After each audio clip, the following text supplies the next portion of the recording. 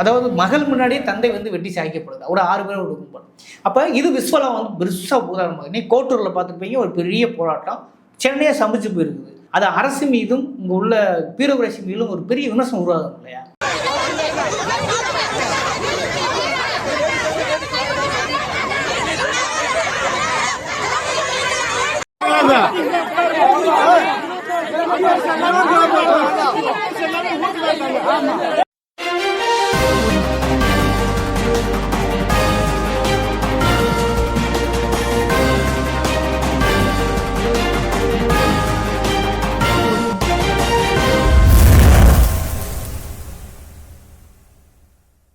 வணக்கம், இது அறத்தின் கழகம். இன்று நான் சந்திக்கிற மிக முக்கியமான பத்திரிகையாளர் திரு லெனின் அவர்கள். வணக்கம்.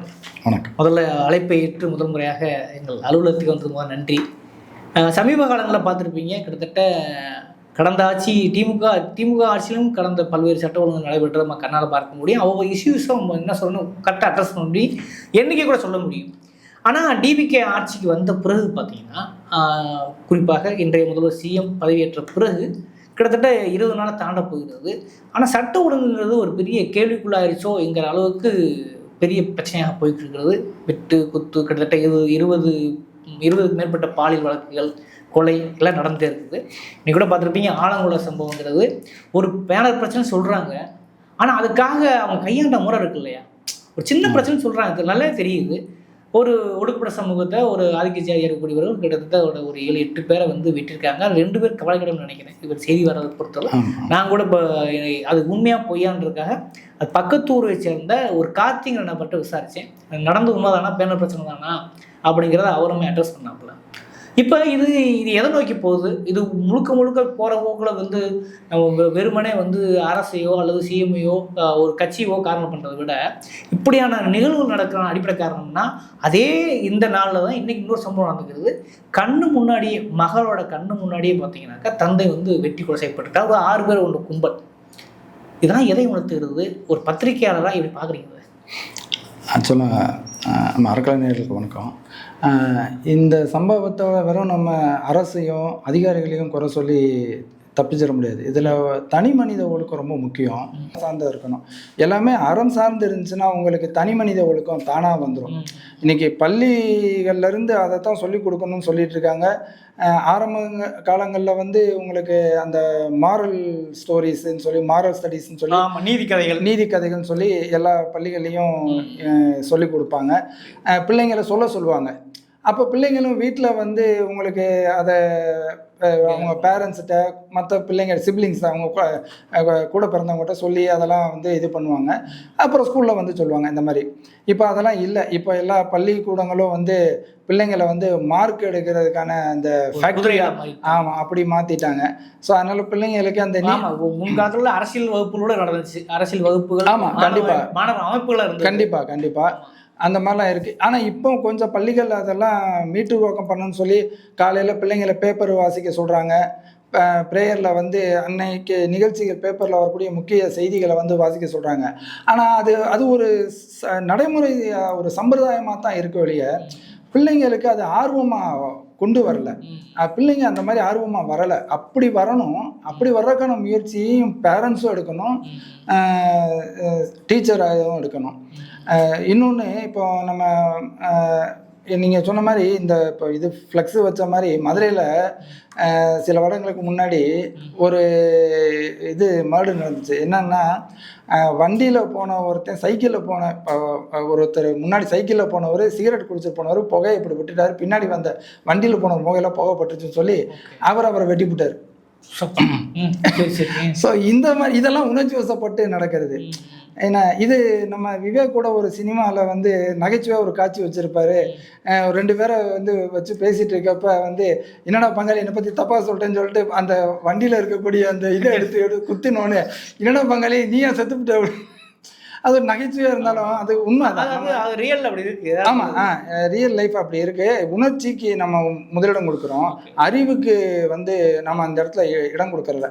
அது எப்படி அது வரும்னா, நம்ம படிக்கிறது மூலமாக வரும். நமக்கு வாசிப்பு பழக்கத்தை நம்ம எப்போ அதிகப்படுத்துகிறோமோ அப்போ தான் வந்து இதெல்லாம் மாறும். ஒரு இது உண்டு. அதாவது ஒரு ஒரு நூலகம் திறக்கிற இடத்துல வந்து ஒரு சிறைச்சாலை மூடப்படும் சொல்லி, அந்த மாதிரி வந்து இப்போ நிறைய நூலகங்கள் இருக்கும். அதே மாதிரி அரசியல் கட்சிகள் சார்பாக மதுரையில் நான் சின்ன பிள்ளையில பார்த்துருக்கேன், நிறைய படிப்பகங்கள் இருக்கும். ஈவன் நான் கூட ஒரு பத்திரிகையாளருக்கு காரணம் அந்த படிப்பகங்கள் தான். ஏன்னா சின்ன பிள்ளைல வீட்டிலலாம் பேப்பர் வாங்க மாட்டாங்க. அப்போ அந்த படிப்பகங்களில் போய் தான் வந்து பேப்பர் படிப்போம் நாங்கள். அப்போ நான் அந்த போய் பேப்பர் படிக்கிறப்ப வந்து நம்ம எல்லா விதமான செய்தியும் படிக்கிற போது நமக்கு ஒரு புரிதல் ஏற்படும். ஏன்னா அப்போ நாம் புரிஞ்சுக்குவோம், நம்ம அரசியல்லேருந்து சினிமாவிலேருந்து எல்லா செய்தியும் அதில் படிப்போம். அப்போ சிறு வயதுலேருந்தே பள்ளி பருவத்திலேருந்தே நம்ம படிக்கிற பழக்கத்தை, வாசிக்கிற பழக்கத்தை நாம் கொண்டு வந்துட்டோம்னா இன்றைய தலைமுறை வந்து செய்தித்தாள் வாசிக்கிற பழக்கம் இல்லாமல் போச்சு. உண்மை கண்டிப்பாக. இன்றைக்கி செய்தித்தாள் வாசிக்கிற பழக்கம் ரொம்ப குறைஞ்சிச்சு. அதில் புத்தகம் வாசிக்கிற பழக்கம் சுத்தமாக இல்லை. ஆனால் அதுக்கு என்ன சொல்கிறாங்க இப்போ இருக்க தலைமுறை என்ன சொல்கிறாங்க, நாங்கள் தான் அதை ரீல்ஸில் பார்த்துறோம்லன்றாங்க, நாங்கள் வந்து மொபைலில் எல்லாம் பார்த்துறோம்லன்றாங்க. அது வந்து சும்மா ஒரு வரி செய்தியாக வரும், உண்மை இல்லாததான் வரும். நீங்கள் பார்த்தீங்கன்னா போன வருஷம்லாம் 2 வருஷத்துக்கு முன்னாடி ஸ்கூல் திறப்பு தள்ளி போனதுன்னு வந்தது, அதை போட்டுக்கிட்டு இருந்தாங்க. ஏன்னா ஸோ அந்த மாதிரி ரொம்ப பழைய. அது போக இன்னொரு தகவல்லாம் வந்துச்சு பார்த்தீங்கன்னா, நம்ம வஉசியோட பையன் வந்து ஒருத்தர், அவரோட சன் வந்து இறந்து போய் ஒரு 2-3 வருஷம் ஆச்சு. அவர் வந்து இந்த மாதிரி இறந்துட்டாரு, அவரை வந்து யாரும் வந்து கண்டுக்கலை பாருங்கள், மீடியாலாம் இதை வந்து இது பண்ணலைன்னு சொல்லி இப்படி செய்தி வந்து அவர் இறந்து 2 வருஷம் கழிச்சும் சுற்றிக்கிட்டு இருக்கு இந்த சமூக வலைத்தளத்தில். அப்புறம் இப்போ எனக்கு வர்ற குரூப்லலாம் இல்லைங்க அவர் இறந்து 2 வருஷம் ஆச்சுங்க, என்ன இது தவறான செய்திங்க அப்படின்னு இதுக்கு. ஆமாம், அப்போ நம்ம சமூக வலைத்தளத்தில் வரக்கூடிய ஒவ்வொரு செய்தியும் வந்து ஃபேக்ட் செக் பண்ணுற வேண்டி இருக்குது எல்லாமே. நம்ம அதை பண்ண முடியாது. இப்போ இதெல்லாம் எப்படின்னா, இந்த மாதிரியான சமூக வலைத்தளத்தில் வரக்கூடிய செய்திகள்லாம் வந்து உணர்வுபூர்வமாக இருக்குது. நம்மளை வந்து நம்ம காட்சி வடிவத்தில் பார்க்கறனால, காட்சி வடிவத்தில் படிக்கிறனால உணர்வுபூர்வமாக இருக்கு. சிக்கல் அதுதான் கரெக்டு. நம்ம அப்போ ஒரு நம்ம படித்து புரிஞ்சுக்கிற விஷயம்தான் வந்து நம்ம அறிவுபூர்வமாக யோசிக்கிறோம். அது மட்டும் நம்ம கற்பனை சொல்ற வழக்கம். ஆமாம், இது வந்து கற்பனைக்கு வேலை இல்லை. ஆமாம், விஷுவல்ன்றப்ப அது என்ன காட்டுதோ அதை தான் நம்ம பார்க்கணும்னு தோணும். அது அடுத்தடுத்து அப்படியே மூவ் ஆகிக்கிட்டே இருக்கும். ஸோ இந்த தனி மனித ஒழுக்கம் வரணும்னா நமக்கு முதல் வாசிப்பு பழக்கம், ஏன்னா அது ரொம்ப முக்கியம். அது பள்ளிக்கூடங்கள்லேருந்தே வரணும். நம்ம அதுக்கு அதிகாரிகளையும் ஆட்சியாளர்களையும் குறை சொல்ல முடியாது. இது ஆனால் ஒவ்வொரு அரசாங்கத்துலேயும் அது வரதான் செய்யும். ஏன்னா எதிர்கட்சிகள் அவங்க அரசியல் பண்ணுறதுக்காக இதை வந்து பெருசாக கொண்டு போவாங்க. ஏன்னா அதுலேயும் இப்போ நீங்கள் சொன்ன மாதிரி குறிப்பாக வந்து விஜய் வந்து அவர் தேர்தல் பிரச்சாரத்துலையும் சரி, அதுக்கு முன்னாடி சரி,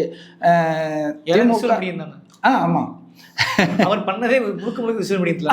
ஆமாம் அவர் சமூக வலைத்தளத்தை வச்சு தான் வந்தார். ஆனால் அவருமே அந்த பிரச்சாரத்துலையும் சரி, அவர் இதை பேசுனது எல்லாமே பார்த்தீங்கன்னா, இந்த ஆட்சியில் வந்து சட்டம் ஒழுங்கு கெட்டு போச்சு, பெண்களுக்கு பாதுகாப்பு இல்லை அப்படின்னு அவர் சொல்கிற போது அதை பார்க்கக்கூடிய மக்கள் வந்து அவரோட ரசிகர்கள், கட்சிக்காரங்க மட்டும் இல்லை, சாதாரண மக்களுமே பார்க்குறப்ப அவங்க உணர்ச்சி வசப்படுறாங்க. அப்போ ஒருவேளை இந்த ஆட்சி வந்து சரியான ஆட்சி இல்லை போல, ஒரு ஆட்சி மாற்றம் வந்தா மாறிடும் அப்படின்ற ஒரு எதிர்பார்ப்பு மக்களுக்குள்ள இயற்கையா ஏற்பட்டுரும். சொல்லுங்க, நல்ல ஒரு விஷயம் புரிஞ்சுக்க முடியுது. வந்த பிறகு பாத்தீங்கன்னா அவங்க ரசிகர்களே பொத்தாம்புதா நம்மளவங்க சொல்றாங்க, நீங்க சினிமாவில் சண்டை போட்டு எங்களை காப்பாத்தீங்களா, இப்ப நேரம் வாங்க அப்படின்னு சொல்லி மக்கள் பார்க்க முடியுது. ஆமா உண்மைதான். ஏன்னா அந்த மாதிரி அவர் அப்படி பேசி அரசியல் பண்ணி அவர் வந்தனால இப்ப அவர் ஆட்சிக்கு வந்த உடனே அவர் மீதான எதிர்பார்ப்பு அதிகமாயிருச்சு. அப்ப நீ இதெல்லாம் சொல்லி தானே ஆட்சிக்கு வந்த, அப்ப நீ இதை செய்யன்னு சொல்லி அப்ப இப்போ இருக்க எதிர்கட்சிகள் அவர்கிட்ட அந்த கோரிக்கை வைப்பாங்க, சாதாரண மக்களும் அவர்கிட்ட அந்த எதிர்பார்ப்பு வைப்பாங்க. அது உண்மைதான். ஏன்னா அப்போ ஆனால் இதை உடனே சரி பண்ண முடியுமா, ஒரே நாளில் மறுநாள் நாளைக்கு எல்லாத்தையும் மாற்ற முடியுமா, அது முடியாது. படிப்படியாக தான் மாற்றணும். ஆனால் அது மாற்றணும். எப்படி மாற்றணும்னா அது அடிப்படையிலேருந்து மாற்றணும், சமூக கட்டமைப்புலேருந்து மாற்றணும். ஓகே, அது ஒரு பக்கம் மாற்றணும். நீ சொல்லக்கூடிய எஜுகேஷன் போய் சேரல, கட்டமைப்பு, வாசிப்பு, இதெல்லாம் வந்து ஒரு கைதேர்ந்த சமூகத்துக்கு, ஒரு வளர்ச்சிப்பட சமூகத்துக்கு கூட அடையாளமாக கூட அதை பார்க்க முடியுது. இன்னொரு விஷயம் நம்ம பார்க்குறோம், இந்தியாவிலே வந்து வளர்ந்த மாநிலமாக அது ஜிஎஸ்டி, ஜிபிடி எல்லாவற்றிலையும் கூட நம்ம வந்து மெடிக்கல் டூரிசமாக இருக்கட்டும், எல்லா கட்டமைப்புலையும் வளர்ந்த மாநிலம் தமிழ்நாடு தான். ஆமாம், இந்தியாவிலேயே. ஆமாம், அது ஒரு பக்கம் இருந்தாலும் கூட சமீப காலமாக குறிப்பாக அந்த சோசியல் மீடியா வளர்ச்சிக்கு பிறகு, உலகமயமாக்கலுக்கு பிறகு பார்த்தீங்கன்னா அது ஏதோ ஒரு வகையில் பொருளாதார ரீதியாக வளர்ந்தா கூட உளவியல் ரீதியாக வளர்ந்துருக்குமான்ற ஒரு கேள்விக்கு வருது. கண்டிப்பா கண்டிப்பா. அதன் விளைவாகத்தான் இதெல்லாம் நடக்குதான்னு தெரியல. ஆனாலும் கூட ஆட்சியாளர்கள், அது எதிர்கட்சியாக இருக்கும்போதும் சரி, ஆட்சியாளரும் சரி, அவங்க வந்த பிறகு இது வந்து ஒரு டிபேட்டை மாதிரி அரசியலுக்கு காரணம் சொல்ற திசை திருப்புற ஒரு வேலை இருக்கு இல்லையா? அது வந்து இன்னைக்கு அந்த அந்த விஷயத்தை அணுகிறாங்களா? ஏன்னா கடந்த காலத்துல கூட பார்த்தீங்கன்னாக்க ஒரு பிரச்சனையா அணுகுறாங்க, அட்ரஸ் பண்ணாங்க, உடனே நடவடிக்கை இருக்கும். இப்போ இந்த ஆட்சி வந்த பிறகு ஏதோ ஒரு வகையில ஒரு நிர்வாக சிக்கல் இருப்பது போல், ஒரு வேளை புதுசா ஆட்சிக்கு வந்தனாலயானு தெரியல, 20 நாட்கள் நடந்தக்கூடிய குற்ற எண்ணிக்கை இருக்கு இல்லையா? அது இதுவரை கடந்த அதிமுக திமுக இல்லாத அளவுக்கு இது இருக்கு இல்லையா?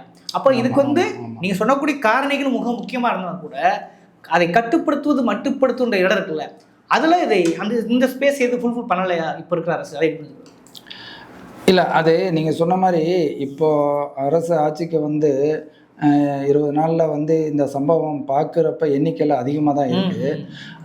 ஆனால் அதிகாரிகள் உங்களுக்கு இப்போ அமைச்சர்கள் சரி, எம்எல்ஏக்கள் சரி, எல்லாமே எல்லாமே புதியவர்கள். இவங்களுக்கு இந்த நிர்வாகம் வந்து எல்லாமே புதுசு. ஆனால் அதிகாரிகளுமே வந்து இப்போ பழையாள் தான். ஆனால் துறை மாற்றிருக்காங்க இல்லையா? துறையை மாற்றிருக்காங்க, பொறுப்புகள் மாற்றிருக்காங்க.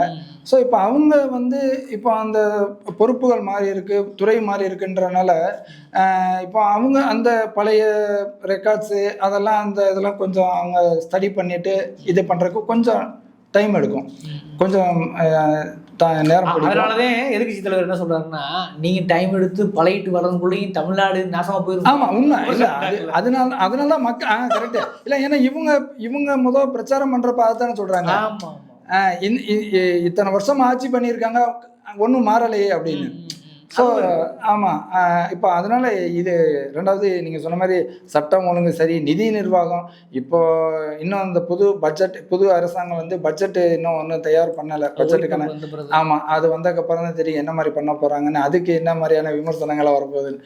ஆனால் நீங்கள் சொன்ன மாதிரி இந்த சட்டம் ஒழுங்கு சரி, இந்த நிதி நிர்வாகம் சரி, இதெல்லாம் வந்து இதுக்கு கொஞ்சம் ஒரு அனுபவம் இருக்கக்கூடிய ஆட்கள் இருந்தாங்கன்னா சரியாக இருக்குன்ற உளவியல் ரீதியான ஒரு நம்பிக்கை வரும். இப்போ இவங்க புதியவர்கள்ன்றனால இவங்களால பண்ண முடியாதோ அப்படின்ற ஒரு இது ஒரு சந்தேகம் ஏற்பட்டு கண்டிப்பா அது வரும். மக்கள் மத்தியில் வெளிப்படுது. கண்டிப்பா வெகுஜன மக்களே அதை பேச ஆரம்பிக்கிறாங்க. உண்மை வெகுஜன மக்களே வந்து அந்த எதிர்பார்த்து வந்துட்டாங்க. அதனால நீங்கள் சொன்ன மாதிரி அதிகாரிகள் வந்து இன்னும் கூடுதலான அனுபவம் இல்லை, திறமையான அதிகாரிகள் அந்தந்த பொறுப்புகளுக்கு மாற்றி தேவைப்பட்ட அப்பப்போ கூட மாற்றி இதுக்கான உடனடியாக நடவடிக்கைகளை எடுக்கிறதுக்கான துரிதப்படுத்துறதுக்கான வேலைகளை பார்த்தா இன்னும் கொஞ்சம் பெட்டராக இருக்கும். இன்னொரு விஷயம் என்னென்னா, நீங்கள் ஓகே ஒரு பிரச்சனை நடக்குதுன்னா அதை வந்து நீங்கள் கடந்த கால பிரிண்டிங் மீடியா குறைச்சிச்சு, பிரிண்டிங் மீடியாவில் போய் நம்ம ஒரு ப்ரெஸ் மீட் கொடுத்தோம்னா அது ஏதோ ஓரளவுக்கு அந்த சமூகத்தில் மட்டுப்படுத்தும், அல்லது உள்ள பிரச்சனையை என்னென்னு சொல்லி விளக்குறத ஒரு கிளாரிட்டி கொடுக்க வாய்ப்பு இருக்குது. இப்போ விசுவல் மீடியா வாசி இன்னும் ரொம்ப கூடுதலாக எதிர்பார்ப்பு. அப்போ முன்னாடி இருந்த எல்லா சிஎம்முமே சொல்கிறேன் நான், அது கலைஞர், எம்ஜிஆர், ஜெயலலிதா, ஸ்டாலின் உட்பட எல்லாருமே வந்து ப்ரெஸ்ஸை பார்த்துட்டு அதை என்னன்னா அதை ஆற்றுப்படுத்துவாங்க. நீங்கள் ஒரு ஊடகவியலாளர்களால அந்த கொஸ்டின் பண்ண வேண்டியது. இப்போ நம்ம ஊடக சர்க்கிள் இருக்கனால அதை கொஞ்சம் கிளாரிட்டியாக பேச வேண்டியது. அப்படி ப்ரெஸ்ஸை சந்திச்சா குறைஞ்சபட்சம் அது மட்டுப்படும் இல்லையா? ஒரு பரவாயில்ல, முதல்வர் வந்து ஒரு மாதிரி பேசிட்டு இருப்பான், நமக்கு அது ஒரு கண்டிப்பாக ஒரு இது இருக்குப்பான்னு சொல்லிட்டு ஒரு நம்பிக்கை வரும் இல்லையா? இப்போ அதையுமே வந்து இப்போ இருக்கக்கூடிய அரசு, குறிப்பாக சிஎம் விஜய் அவர்கள் அதை முற்றிலுமா தவிர்க்கிறார். ஏன்னா அவர் கடந்த காலத்திலே கட்சி ஆரம்பிக்கும் போது தவிர்த்தாரு, இப்பயும் தவிர்க்கிறார் இல்லையா? ஒரு ஊடகவியலாளராக அந்த ப்ரெஸ்ஸை சந்திக்க மறுக்கிற இந்த விஷயத்தை எப்படி பார்க்குறீங்க? நல்ல கொஸ்டின். அது ஆக்சுவலாக ஊடகத்தை வந்து அவங்க சந்திக்கணும். ஏன்னா நீங்கள் சொன்ன மாதிரி ஊடகத்தினர் சந்திக்கிறது வந்து அவ்வளோ சாதாரண. கண்டிப்பாக. ரெண்டாவது அது ஒரு சாதாரண வேலையும் கிடையாது. ஏன்னா சில தலைவர்கள் ஊடகத்தை சந்திக்கிறதே வந்து ரொம்ப இதாக இருக்கும், சாதுரியமாக இருக்கும். அவங்க நீங்கள் கலைஞர் நல்ல உதாரணம். அவர் ஊடகத்தினை சந்திக்கிறப்ப பார்த்தீங்கன்னா சில கேள்விகளுக்கு வந்து உங்கள் கேள்வியிலே பதில் இருக்கே அப்படின்வாரு. ஆமாம், கேட்குறவங்களே மடக்கி பதில் சொல்கிறது. என்ன ஸ்டாலின் பார்த்து சிரிச்சுட்டு சிலதை வந்து உங்களுக்கு என்ன தெளிவாக அப்புறம் சொல்கிறேன் அப்படின்றது. ஸோ இப்படி ஒவ்வொரு தலைவர்களும் வந்து ஊடகத்தினரை வந்து அவங்களோட பாணியில் கூட அப்படி அப்ரோச் பண்ண போனோட நீங்கள் உங்களுக்கு துணை முதலமைச்சர் புதை கொடுக்கலாம், துணை முதலமைச்சர் அமைச்சராக துணையாக இருப்பேன் அதுதான் சொல்லிப்பாங்க. அப்போ என்னன்னா உங்களுக்கு ஏதோ அது ஒரு இருக்கிற அந்த வீரியமான சிக்கலான விஷயத்த கொஞ்சம் மட்டுப்படுத்துறதும் அதை வந்து ஏதோ ஒரு வகையில் பதில் சொல்றது வந்து மக்களுக்கோ அல்லது ஊடகவியலாளருக்கோ ஒரு ஆறுதல் ஏற்படுது. அது ஏன் மிஸ் ஆகுது? இங்கே ஆக்சுவலாக என்னோட பார்வையில் என்ன தோணுதுன்னா, விஜய் வந்து இதுக்கு முன்னாடி அவர் நடிகராக இருக்கிறப்ப நிறைய மீடியா சந்திச்சிருக்காரு. ஆமாம் ஆமாம், அது வந்து அவர் ப்ரொமோஷனுக்கு ஏன்னா அந்த மாதிரி சந்திச்சிருக்கிறாரு. மதுரைக்கு கூட வந்து ஒரு படத்தோட ரிலீஸ்க்கு வந்து மீடியா சந்திச்சிருந்தாரு. அப்போல்லாம் அவர் சகஜமாக தான் பேசி நல்லா இது பண்ணார். ஆனால் இந்த முறை ஏன் பண்ணலை அப்படின்னா, இவரை சுற்றி ஒரு பிம்பம் கட்டமைக்கப்பட்டிருக்கு. முக்கியமான ஏன்னா அந்த பிம்பம் எப்படின்னா, நீங்கள் சொன்ன மாதிரி அவர் தேர்தலுக்கு முன்னர் வரைக்கும் அவர் அதாவது தமிழகத்தின் மாற்று இவர் அப்படின்ற அந்த பிம்பம் இருக்கு இல்லையா, அப்படி ஒரு இமேஜை கிரியேட் பண்ணிட்டாங்க. அப்படின்றப்ப இவர் வந்து மீடியாவில் ஏதாவது கொஸ்டின், ஏன்னா கண்டிப்பாக நம்ம மீடியா மக்கள் வந்து எல்லா விதமான இதுவும் கொஸ்டின் கேட்பாங்க.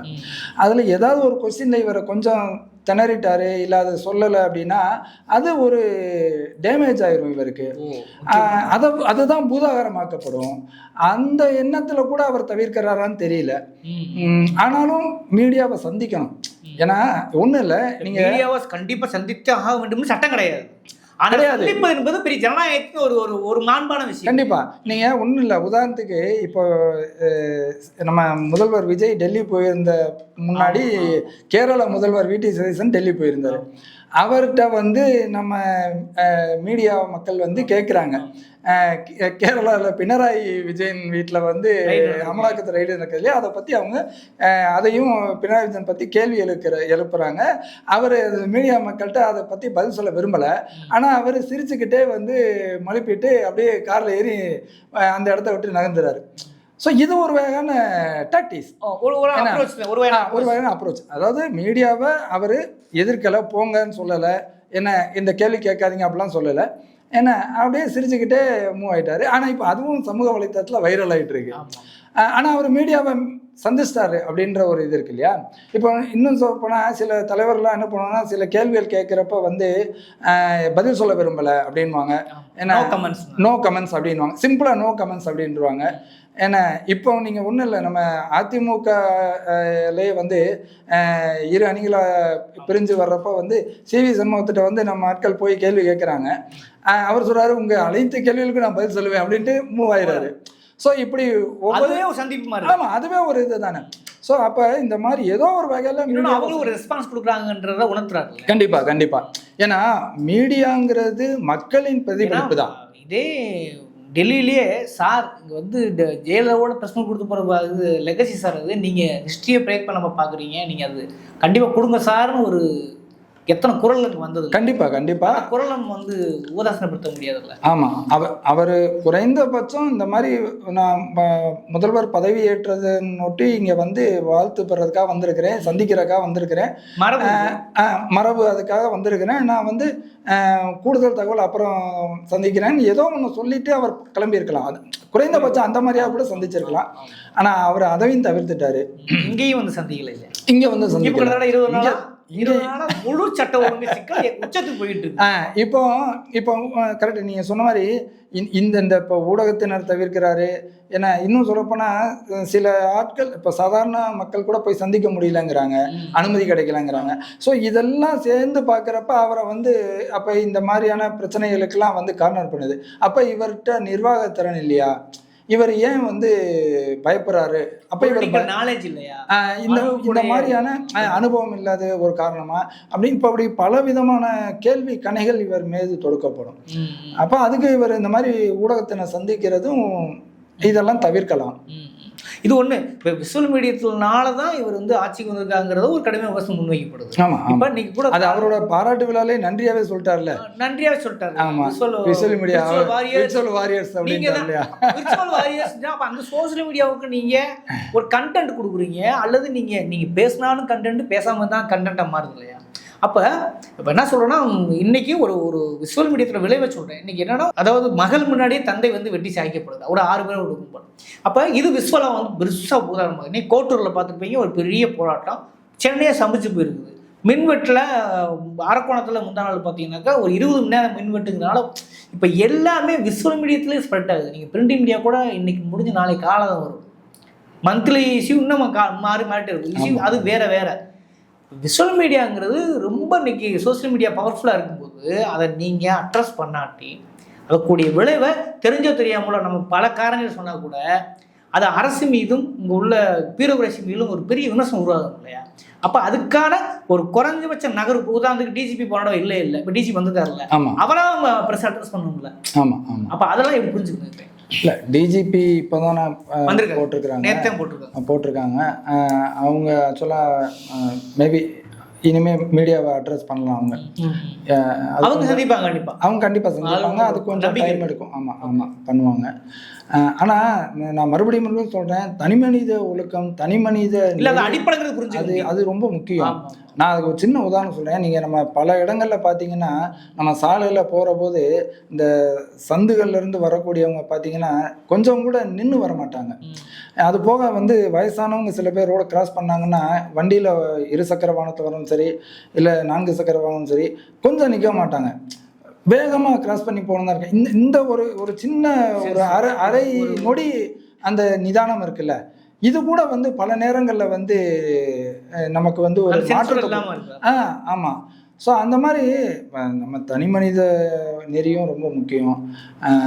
அதோட இந்த அதிகாரிகளோட இதுவும் இன்னும் சொல்லப்போனால், எனக்கு தெரிஞ்ச மதுரையில் முந்தி வைகை ஸ்பெஷல் டீம்னு ஒரு தனி படை வச்சுருந்தாங்க. அது எப்படின்னா, இந்த மாதிரி க்ரைம் அக்கரன்ஸ் நடக்கிறது, லா அண்ட் ஆர்டர் இஷ்யூக்கெலாம் அவங்க போய் ஒரு 10 பேர் கொண்ட கான்ஸ்டபிள்ஸு, இன்ஸ்பெக்டர், எஸ்ஐ எல்லாம் கலந்துருப்பாங்க நினைக்கிறேன். அது 10 வருஷம் மேலே இருக்கும் அது வச்சு, அந்த குழு வச்சு. எனக்கு அது சரியாக ஞாபகம் இல்லை. பட் ஆனால் அந்த குழு என்ன பண்ணுவாங்கன்னா, சிறப்பு குழுன்னு சொல்லி எல்லாம் இந்த மாதிரி முக்கியமான ஏதாவது அக்கரன்ஸ் நடந்திருக்கு அப்படின்னா உடனே போய் அதை டக்குன்னு அவங்க இது பண்ணுவாங்க. என்ன ஃபேக்ட் என்னன்னு சொல்லி ஃபைன் பண்ணி அந்த கேஸை வேகமாக விரைந்து முடிப்பாங்க. ஸோ அந்த மாதிரி ஒவ்வொரு மாவட்டத்துக்கும் அப்படி ஒரு குழு போட்டு அந்த மாதிரி மூவில் இப்போ சிங்கப்பெண் படையும் எடுத்துக்கலாமா? சிங்கப்பெண் படை கொண்டாட சிங்கப்பெண் படை அது பெண்களுக்கான பாதுகாப்புக்காக அவங்க முழுக்க ஒரு 26 அதுல நடந்தது இது வரைக்கும். ஆமாம். அப்போ அதுவும் ஒரு ஒரு ஒரு வரவேற்கப்பட வேண்டிய விஷயம் தானே? ஆமாம் உண்மைதான். ஆனால் அதுல நிறைய விமர்சனம் வருது. அதுல சிங்கப்பெண் படையிலேயே அந்த வாகனம் கொடுத்ததெல்லாம் பழைய வாகனம்ன்றாங்க.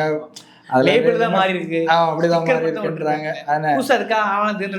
இன்னும் எடுக்கிறேன்றாங்க. ஆனா உண்மையிலே எல்லா துறைகள்லையும் பணியாளர் பற்றாக்குறை இருக்கு. அதே மாதிரி காவலர்களையும் தான். காவலர்களையுமே நீங்க எல்லாம் பாத்தீங்கன்னா முக்கியம் கண்டிப்பா. அவங்களுக்கு இப்போ நான் உதாரணத்துக்கே சொல்றேனே, நம்ம மதுரையில தேர்தல் முடிஞ்ச உடனே சித்திரை திருவிழா வந்துருச்சு. சித்திரை திருவிழா உங்களுக்கு நம்ம முந்தி மதுரைகளில் மட்டும்தான் ஆட்கள் வருவாங்க, பக்கத்து கிராமங்கள்லேருந்து வருவாங்க. இப்போ தென் மாவட்டங்கள்லேருந்து வர்றாங்க, சென்னையிலேருந்தும் வர்றாங்க நிறைய திருவிழாக்கு. ஏன்னா ஸோ அப்போ வருஷம் கூட்டம் கூடுது. அப்போ காவலர்களோட எண்ணிக்கை, பாதுகாப்புக்கு காவலர் எண்ணிக்கை அதிகப்படுத்தணும். அப்போ அதிகப்படுத்தணும்னா அதுக்கேற்ற மாதிரி காலி பணியிடங்கள் நிரப்பணும். அதுல இருந்து ஸ்டிக்கர் ஒட்டுறதுல எந்த பிரயோஜனமும் இல்லை. கண்டிப்பா ஆமாம். இந்த காவலர் காலி பணியிடங்கள் இல்லாதனால என்ன ஆகுதுன்னா, இப்போ நான் தான் சொல்ல வந்தேன், இந்த தேர்தல் முடிஞ்ச உடனே இந்த திருவிழா வந்துருச்சா, தேர்தல் டியூட்டி பார்த்துட்டு அடுத்து அப்படியே அவங்க கண்டினியூவாக திருவிழா டியூட்டி ஆயிடுச்சு. அப்போ காவலர்களும் தொடர்ச்சியாக பணி பார்க்குற போது அவங்களுக்கும் சில மன உளைச்சல் ஏற்படுது, உடல் ரீதியாக பாதிக்கப்படுறாங்க. நீங்கள் பல நேரங்களில் பார்த்தீங்கன்னா காவலர்களுக்கு சில இதெல்லாம் கொடுக்குறாங்க, மனநல இதெல்லாம் ஆலோசனைகள்லாம் கொடுக்குறாங்க. ஸோ அந்த மாதிரி காலி பணியிடங்கள் ரொம்ப முக்கியம். இந்த இஷ்யூஸ்க்கு அது ஒரு முக்கியமான இஷ்யூஸ்க்கு அது ஒரு முதிர்ச்சியாவே எடுத்துக்கலாம். கூட காலி பணியிடங்கள் நிரப்பணும். அதுவே குறைஞ்சபட்சம் இந்த இஷ்யூ அது மட்டுப்படுத்துங்க. கண்டிப்பா. பரவாயில்ல, இது ஒரு முக்கியமான விஷயம் நினைக்கிறேன். உங்கள் விமர்சனங்களை அப்படியே மக்கள் பார்வைக்கு விட்டு விடுகிறேன். இந்த விவாத சொல்ல அறக்கலத்துக்கு நேரம் ஒதுக்கி நன்றி.